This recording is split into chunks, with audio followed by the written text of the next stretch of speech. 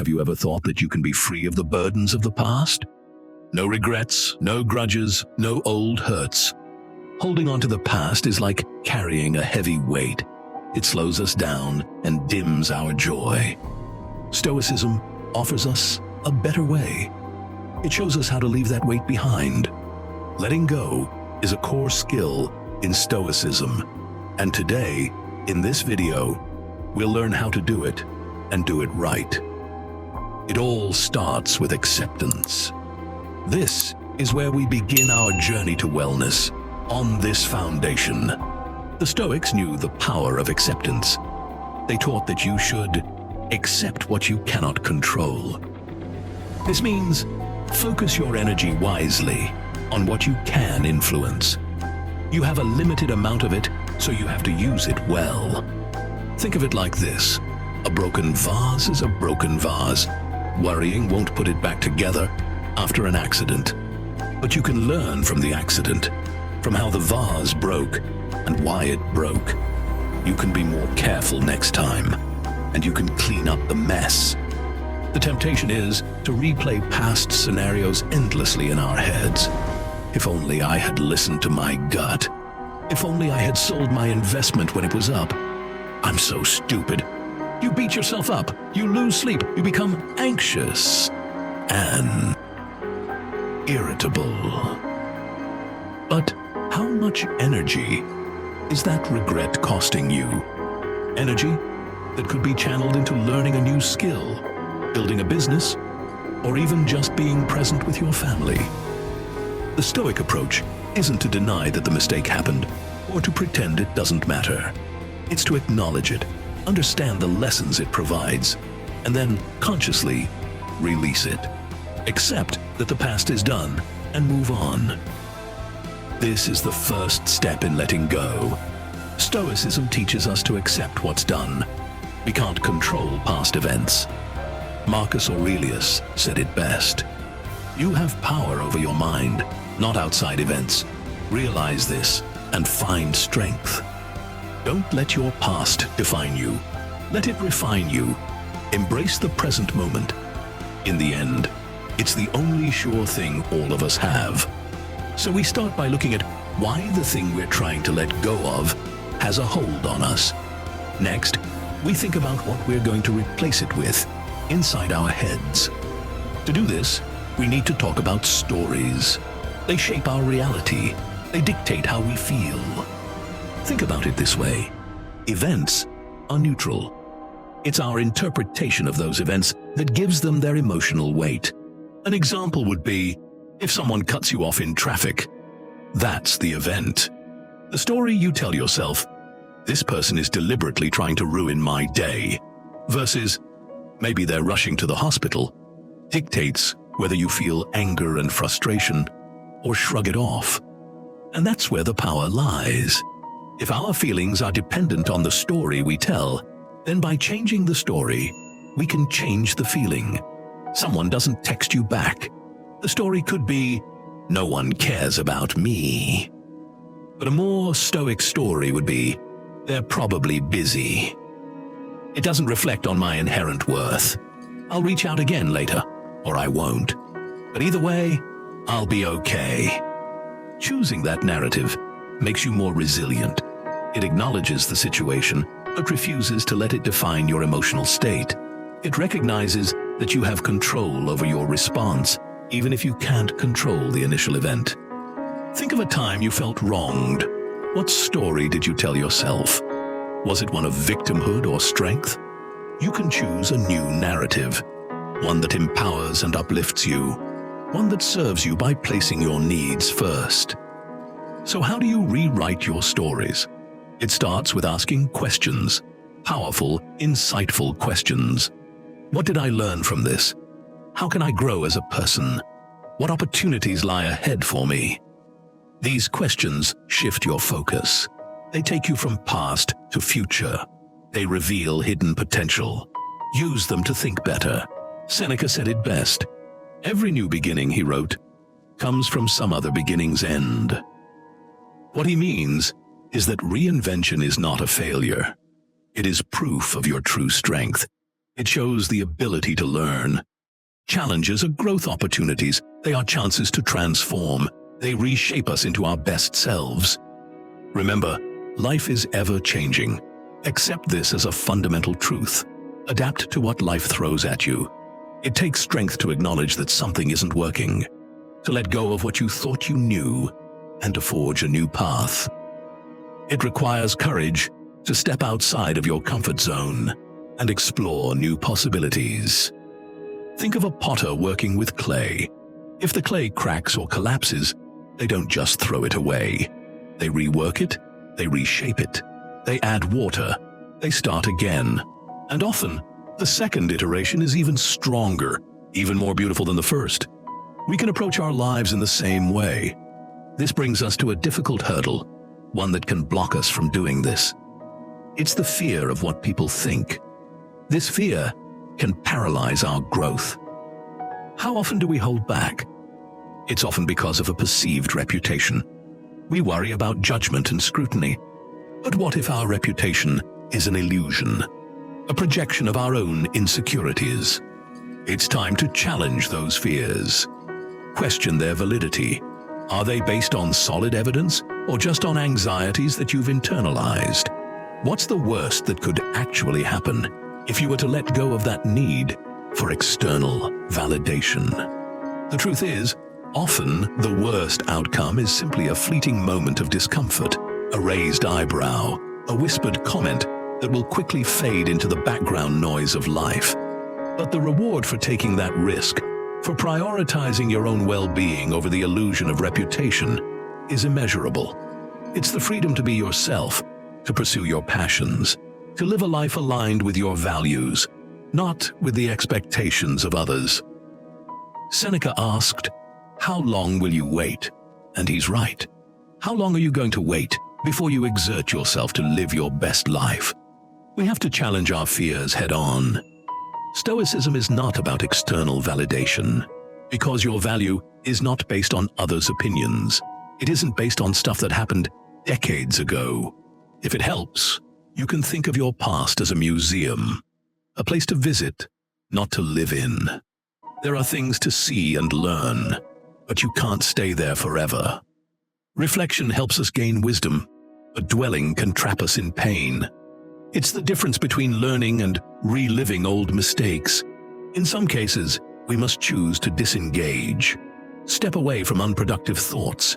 It takes practice, but it's possible. You must actively want to separate for this to work. But if you want to, and you work at it, you can. Talk to friends, write your thoughts down, or talk to a mental health professional. Do this, and you can create distance where it didn't exist before. One way to move on from the past is to plan new activities now. Explore activities unrelated to your past. Venture into new hobbies and interests. This is all part of moving on. Mindfulness is also a great tool. It helps you stay in the present. Pay attention to your breath and body. A wandering mind is often an unhappy one, and keep a beginner's mind about all this to help you learn faster. Seneca, the great Stoic philosopher, said, "Every master was once a beginner too." Stephen McCraney, a modern writer, said, "The master has failed more times than the beginner has even tried." Failure is not the opposite of success. Failure is a stepping stone to success. Embrace setbacks as chances to learn. Patience is crucial to the Stoic path. Progress, not perfection, is the goal. Be kind to yourself along the way. And alongside patience, we need persistence. There will be days when you feel like you're making no progress at all, when the urge to cling to what you know is overwhelming. That's normal. That's part of the journey. The key is to keep showing up, to keep practicing, to keep reminding yourself of your goal. Inner peace through acceptance and detachment. Understand that growth is never linear. Accept that some days will be harder. Along those lines, don't beat yourself up for mistakes. Learn from them and move forward. Each mistake is a lesson learned. Focus on steady, sustainable growth. Small steps consistently applied, matter. Aim for progress over perfection. A good question to ask yourself is, what would you do if you knew no one was keeping score? Strip away the expectations, the pressures, the fear of judgment. What remains? That, my friends, is where you'll find your true north. So many of us are trapped in cycles of seeking external validation. We chase promotions, buy things we don't need, and contort ourselves into shapes we don't fit, all in the hopes of earning approval. But the Stoics understood that true fulfillment comes from within. It's about aligning your actions with your values, regardless of the applause or criticism that may come your way. The reason is because external validation is a trap. It makes you a puppet on strings. Others control your actions and emotions. Intrinsic motivation is the antidote. This comes from within, from your core. It fuels your purpose and passion. The Stoic way is to act authentically, discover your passions, and pursue them fearlessly. Do this regardless of other opinions. Your life is your own story to write. A fulfilling life begins with understanding your values. What truly matters to you? Is it integrity? Is it family? Is it service? Identifying your core values is like setting the compass for your journey. It guides your decisions and helps you stay on course, even when things get rough. Next, think about your goals. What do you want to achieve in your career and relationships? Be specific. Don't just say, "I want to be happy." Ask yourself, what does happiness look like for me? What actions would make me feel happy? Finally, and this is crucial, break down those goals into smaller, actionable steps. Don't get overwhelmed by the enormity of it all. What's one small thing you can do today, this week, this month, to move closer to your desired outcome?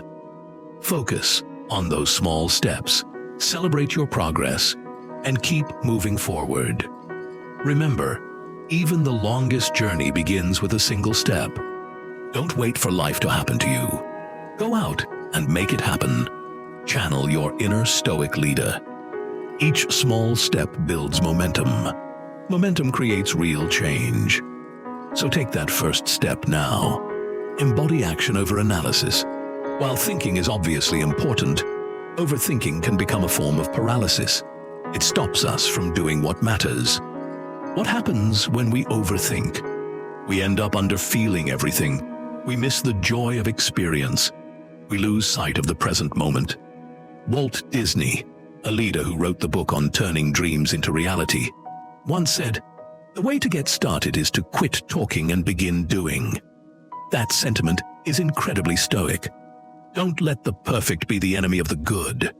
Don't wait for all the answers, because they simply won't come. Movement itself can create momentum. Clarity comes from the doing. It does not come from more thinking. Even imperfect action is progress. Any progress is better than nothing. Just keep going toward your goals. Now, let's talk about momentum. Momentum is key to mastering letting go. It comes from consistent, unbroken action. Think of a massive boulder. You can't move it with one push, but repeated efforts will make it roll. Consistent actions are far more effective. They beat grand gestures every time. Think slow and steady wins the race. Dale Carnegie said it perfectly. Inaction breeds doubt and fear, while action breeds confidence and courage. Small wins fuel bigger achievements. Each action builds upon the last. Over time, this reduces anxiety about outcomes. Sustainable habits are the goal. Create habits supporting desired outcomes. These give you a sense of control. These also reduce fear of the unknown. This is a hallmark of Stoic acceptance. It makes letting go that much easier. So how do you take back control? With an action plan. That's how. It turns Stoic theory into real change. A roadmap helps you make progress. It keeps you from getting lost. Right now, start thinking about how you'll build that roadmap. First, find the problems. What can I control? What can't I control? Write it down. With that as your base, set realistic goals. Don't try to change everything at once. One small change can make a difference, and many small changes can change everything. So break those goals into small tasks. Big steps are scary. Small ones aren't. Small victories build momentum and drive. Finally, seek accountability. Tell a friend what you plan to do. Ask them to check in on you weekly. You might even do the same for them. Accountability helps you stay on track. It turns intentions into actions. And while you're telling your plan for the sake of accountability, refine it. A clear plan boosts your odds of success. This is true for anything in life. Make things clearer, and you'll do better. So, now you've thought about the causes of an inability to let go, and beyond that, you've come up with a plan. So respect it by taking action daily. Don't let your plans gather dust. As Seneca once said, count each separate day as a life. On that note, what can you do today? Perhaps you journal about your fears. Maybe you practice mindful breathing, or maybe you reach out to a friend. Don't underestimate small actions. They compound over time. Soon, you'll see a huge difference. The best thing you can do here is to turn actions into habits. Habits are important because they reinforce our goals. Think of them as positive feedback loops. Good habits can help by reshaping your perspective. They change how you react. They can literally change your body. Take exercise. It releases endorphins in your body. Endorphins help reduce stress. Less stress means easier letting go. Or consider meditation and mindfulness. These calm your mind naturally. A focused mind understands what's in control. It's then easier to let go of the rest. These practices aren't magic. They rewire how you process things. They help you become more resilient. So pick one good habit today. Integrate it into your daily life. Go from there. You'll be building the life you want in no time. Now, let's return to the core Stoic teaching. Do what you can with what you have. Focus only on your sphere of influence. This means knowing where to invest your effort. It means knowing what is worth your time. It's about strategic allocation of resources. As Epictetus said, the chief task in life is simply this: to identify and separate matters so that I can say clearly to myself which are externals not under my control and which have to do with the choices I actually control. This is the heart of practical Stoicism. This is the pathway toward liberation. It starts with understanding what you can and can't control. Let's take an example. Imagine you're stuck in traffic. You're going to be late for your meeting. You feel your blood pressure rise. Your thoughts race with frustration. You might honk your horn to no avail. A Stoic understands the futility. The traffic is outside of your control. Honking won't change the situation. Instead, shift your focus inward. Contact the meeting organizer. Let them know you'll be arriving late. Now, it's time to take action. Begin your own letting go journey today. You hold the power to change. Don't wait for the perfect moment. The perfect moment rarely exists. Start now with what you have. But we've covered a lot. How do we start? Let's look at a few practical steps. First, create an action plan. Write down what you want to release. Then, think about how you can release it. Break down big goals into smaller steps. Don't feel pressured to do it all at once. Little changes make a big difference. Second, start journaling about your fears. What is holding you back from letting go? Writing helps you understand these fears. It's a way to process difficult emotions. Acknowledge your fears, then challenge them. Are they really true? Third, reach out to a support group. Find friends or family you trust. Talking helps you feel supported and understood.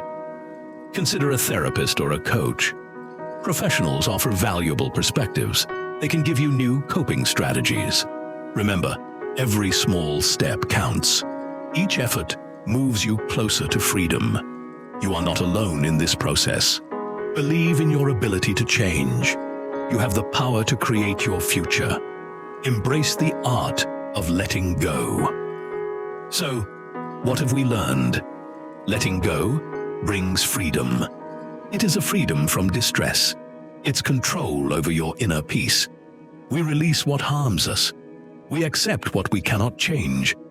We focus on what we can control. This path is not easy. It will be challenging, no doubt, but it's a liberating path. Imagine the weight lifted. See the lightness you will feel. Know the strength you will gain. Let go of what you can't control. Focus on what you truly can. This is the Stoic freedom. Letting go is a superpower. Use it wisely, my friends. It is always there for you. Remember that you are strong. You have inner resources to tap. You have the power to change. Embrace this process, one step at a time. You will get there. So start now. Let go of the pain of the past and embrace the future you deserve today.